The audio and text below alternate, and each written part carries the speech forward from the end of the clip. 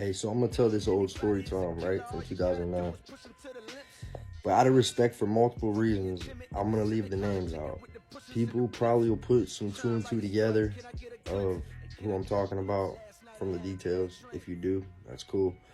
But for the online purposes of me just making this video for social media content, you'll still get the idea without knowing, who it is.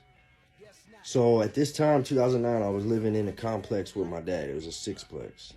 It was a free-for-all party house. He would let all my friends come in and wake me up in the morning. We'd be smoking and drinking, kicking it.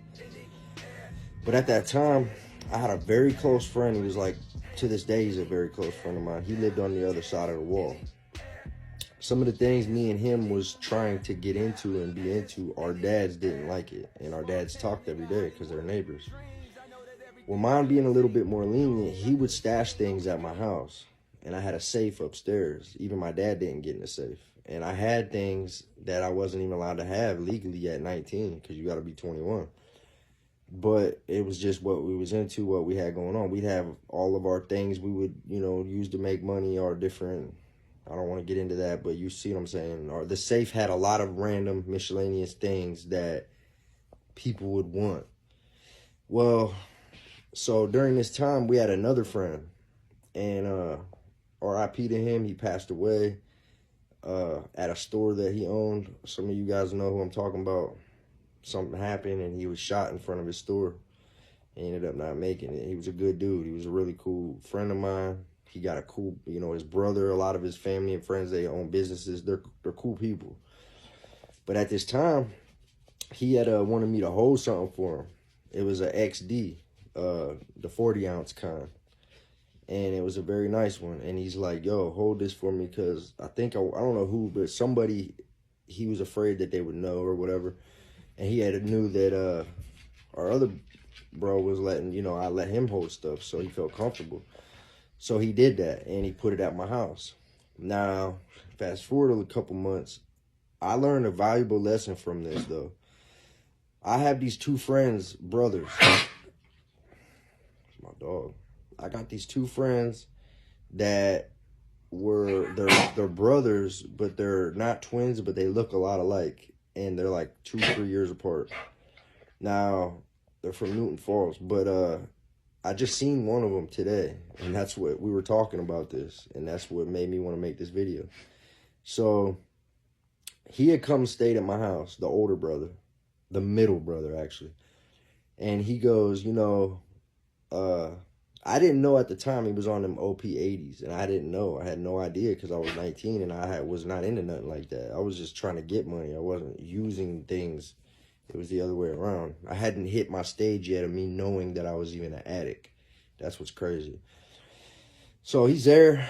I made the mistake of showing him some things, and I'm like, we're passing these things around, we're talking, we're busting things out, smoking, whatever. I said, well, this one ain't mine, but it's my homie's. And I didn't realize what I did right there was showed him an avenue of pretty much being okay with thinking he could take from him, but not from me. Because he felt like I'm not taking from Pac, I'm taking from somebody I don't know personally. Well, when he left my house, I had this strange feeling. And something told me just to go up and check. And when I was comfortable, I would leave the safe cracked. Like it wasn't locked. If I was comfortable at the house. If I left, especially because I was thinking if someone breaks in or something crazy happens, I don't want to sit there and have to type all these numbers in. But I would only lock it when I would leave, like the house. You know what I'm saying? So he went upstairs to grab something, and then he left, got his ride, went back to Newton Falls. I go up, sure enough, it's gone. So I start blowing him up. He on his Boost Mobile chirp phone. Got a hold of him. He denied it. I went out to Newton Falls. People told me he was trying to sell it for $500 and that he was on substances, and I didn't know that. Finally, I confronted him and called him, and he said, yeah, and he admitted it. Now, this is the part a lot of you guys might get some backlash for this and say I was wrong, but believe it or not, I was protecting him because our other friend literally wanted to do something to him worse than beating him up. He said, if I get it back and put my hands on him to teach him a lesson, he'll drop it. But if not, he ain't going to be able to sleep well at night, and he wanted something done to him.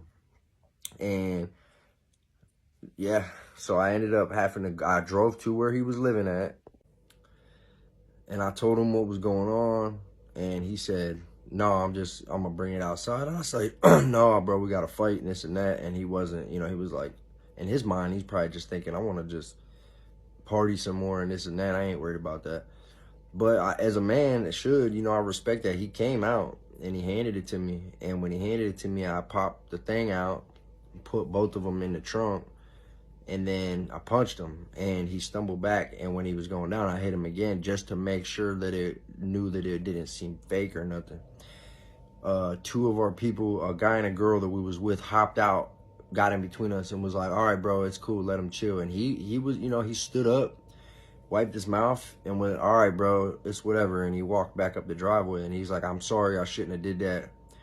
So people are going to look at it wrong. Maybe he shouldn't have took it in the first place, but then since he was cool about it and respectable, I shouldn't have put my hands on him. But what you're not understanding, if that's how you're thinking, is I felt like I was helping him, so that way I could call the person whose thing it was and be like, hey, I did what you told me to do. I got it back, and I popped him a few times, and we left it at that. Years later, when the person ended up being unalived, I had talked to him later on and told him, hey, the person's thing who you took, well, he was unalived and blah, blah, blah. And he's like, and that's, respect to him. I didn't mean to say blah, blah, blah, but you get what I'm saying, etc. And he goes, well, that's wild. I didn't know that, because I told him that he was thinking about doing something to him because he was so upset. And I said, you got to think, bro, you got to realize some of these people don't grow up the way a lot of people did in Newton Falls, and you got to understand there's things going on out here in our city in Warren that's different than other cities. And we're just a little city with 40,000 people. Youngstown's right next door, they got 60,000 people.